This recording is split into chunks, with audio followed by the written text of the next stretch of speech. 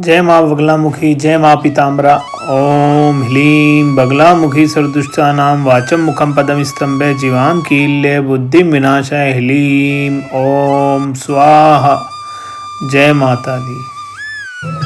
सभी भाइयों को राम राम। और मैं आया हूँ हिमाचल प्रदेश वनखंडी माता बगलामुखी जी के मंदिर में। और बगलामुखी जी को भी बगलामुखी जी बोला जाता है और एक ये सिद्ध पीठ है।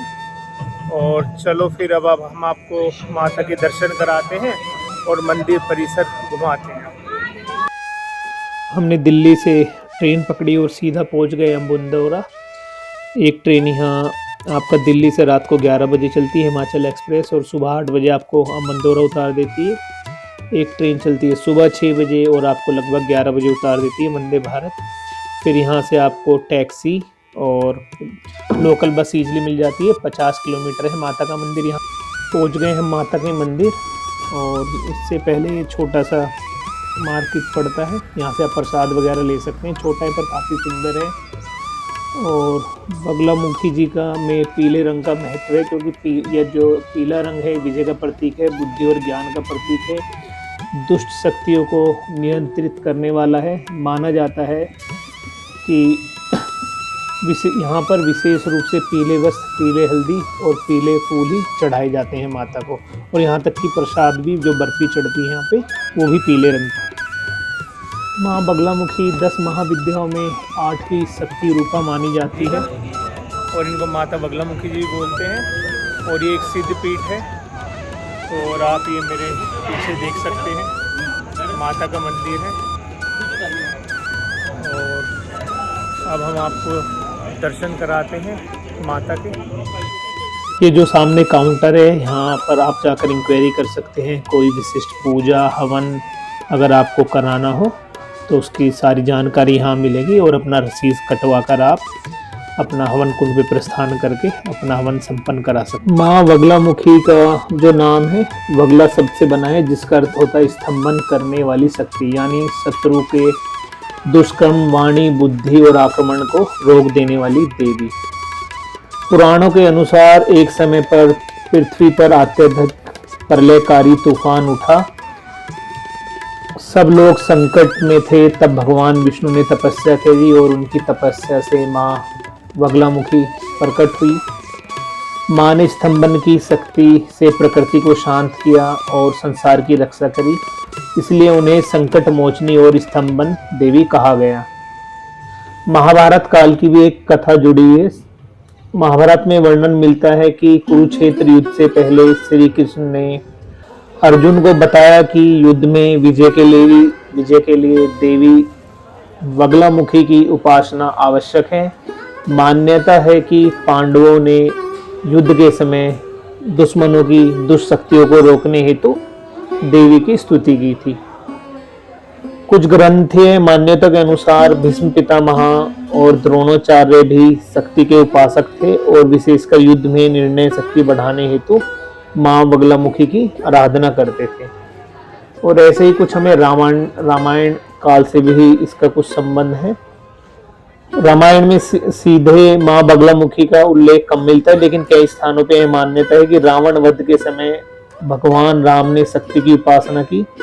उत्तर भारत की तांत्रिक परंपरा के अनुसार यह शक्ति बगलामुखी रूप में मानी जाती है, जो शत्रुओं के दुष्कर्म को स्तंभित करती है।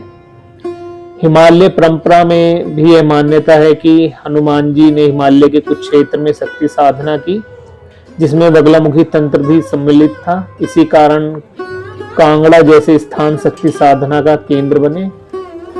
और आप ये देख सकते हैं, लेफ्ट हैंड पे भगवान हनुमान जी हैं, सीधे हाथ पे भैरव जी स्थापित हैं। वनखंडी हिमाचल प्रदेश का प्राचीन शक्ति स्थल है, जो कांगड़ा शक्ति परंपरा से जुड़ा है। कांगड़ा क्षेत्र में त्रिगत राज्य था, जो कि महाभारत के समय का प्रसिद्ध प्राचीन राज्य है। त्रिगत के राजाओं कांगड़ा रियासत के पूर्वज ने हिमाचल में शक्ति मंदिरों को संरक्षण दिया। इस परंपरा में ज्वालामुखी, चिंतपूर्णी, बिरदेश्वरी, जिनको कांगड़ा देवी के नाम से भी जानते हैं, और बगलामुखी, बनखंडी जैसे शक्तिपीठ और तांत्रिक शक्ति स्थल विकसित हुए। गुप्त काल, 4 से 6वीं शताब्दी में कांगड़ा क्षेत्र में तांत्रिक साधना बहुत प्रसिद्ध थी। मां बगलामुखी की उपासना रॉयल फैमिली द्वारा भी की जाती थी ताकि युद्ध में विजय मिले, शत्रु पर स्तंभन, राज सत्ता की रक्षा, प्रजा की सुरक्षा जैसी शक्तियां प्राप्त हो। कांगड़ा पर कई बार आक्रमण हुए। महमूद गजनवी, फिरोज शाह तुगलक, मुगलक काल के शासकों, इन्होंने यहाँ पर कई बार आक्रमण करा। ऐसी मान्यता है कि कठिन समय में मां बगलामुखी की साधना से ही राजवंश बचा रहा, इसलिए उनके मंदिरों और स्थानों को गुप्त रखा गया। बनकंडी का स्थान भी इसी तांत्रिक परंपरा से जुड़ा माना जाता है। यहाँ कई सिद्ध तांत्रिक साधकों ने साधना की थी। स्थानीय लोगों के अनुसार कई सिद्धों ने यहाँ स्तंभन की साधना करी। इसे जागर स्थल भी कहा जाता है। यहाँ की शक्ति साक्षात प्रकट होने वाली मानी जाती है। कुछ साधक बताते हैं कि यहाँ उपासना करने पर देवी एकादशी रूप में आशीर्वाद देती है, अर्थात साधक की समस्याओं का तुरंत समाधान होता है। बनगंडी में कुछ तांत्रिक अनुष्ठान की परंपरा है, जैसे शत्रु निवारण, केस समाधान, बाधा निवारण, रोग नाश, बिजनेस में सफलता जैसी उपासना विशेष रूप से की जाती है। बगलामुखी साधना शत्रुओं की हानि रोकने के लिए स्तंभन शक्ति।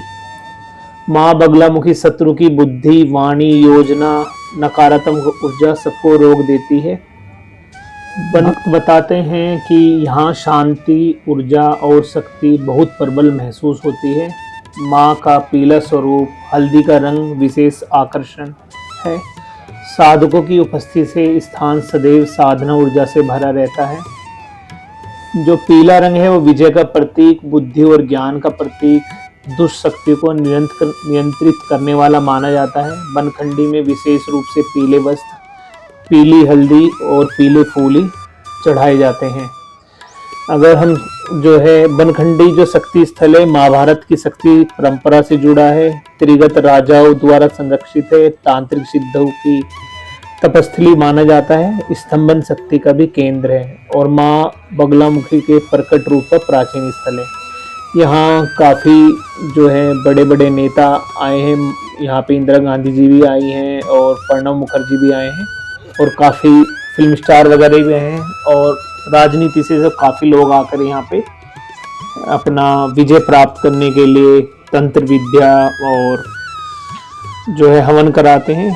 कुछ नव विवाहित जोड़े भी आते हैं यहाँ पे और अपने गृह शांति के लिए अपना माता के दरबार में यहाँ पे हवन पूजन कराते हैं। तो आपको कभी भी मौका मिले तो जीवन में एक बार यहाँ पर जरूर आइए, तो आपको काफ़ी अच्छा लगेगा माँ के दरबार में आकर। यहाँ पास में ही काफ़ी अच्छे होटल हैं और यहाँ इतनी साफ सफाई है इस मंदिर में। और इसी मंदिर के पीछे एक प्राचीन शिव मंदिर भी है, उसकी भी काफ़ी मान्यता है और वो भी पौराणिक मंदिर है, आप उसके भी दर्शन कर सकते हैं। यहाँ आप यहाँ पर जो है लंगर सेवा, चोला रसम, झंडा रसम, आरती भोग, हवन अनुष्ठान और वीकली हवन किसी भी चीज़ में पार्टिसिपेट कर सकते हैं, दान दे सकते हैं। मंदिर में सुबह 5 बजे आरती होती है, 11 से 11:30 बजे मंदिर बंद रहता है। फिर शाम को 5:30 से 6 माता की श्रृंगार की वजह से बंद रहता है। फिर 8 बजे आरती होती है और रात को 12 बजे मंदिर बंद हो जाता है। ऐसे ही और धार्मिक स्थलों की जानकारी के लिए जुड़े रहें, सब्सक्राइब करें, लाइक करें। धन्यवाद।